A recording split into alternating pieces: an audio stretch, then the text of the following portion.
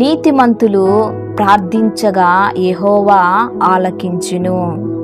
వారికి కలిగినటువంటి శ్రమలన్నిటిలో నుండి దేవుడు వారిని విడిపించునని చెప్పారు. కాబట్టి నీతిమంతులైనటువంటి మనకు శ్రమలు వచ్చినప్పుడు, కష్టాలు వచ్చినప్పుడు, నిందలు వచ్చినప్పుడు, నీతిమంతులైనటువంటి మనము దేవుని సన్నిధికి వెళ్ళి ప్రార్థన చేసినప్పుడు, దేవునితో సహవాసము కలిగినప్పుడు మనకు కలిగినటువంటి ప్రతి శ్రమ నుంచి దేవుడు మనల్ని విడిపిస్తాడు. ప్రియదేవుని బిడ్డలారా, హాగరు బెర్షెబా అరణ్యంలో ఉన్నప్పుడు ఆమెకు కలిగినటువంటి శ్రమ, ఆమెకు కలిగినటువంటి బాధ దేవుడు చూస్తూ విడిచిపెట్టలేదు. కానీ ఆ శ్రమలో, ఆ బాధల్లో దేవుడు ఆమెని ఓదార్చి ఆ శ్రమ నుంచి దేవుడు ఆమెకి విడుదలను చేశాడు. ప్రియదేవుని బిడ్డలారా, ఈ యొక్క ఉదయకాల సమయంలో ఏ శ్రమ ద్వారా నువ్వు బాధపడుచున్నావు, ఏ కష్టము ద్వారా బాధపడుచున్నావు, ఏ యొక్క ఇరుకు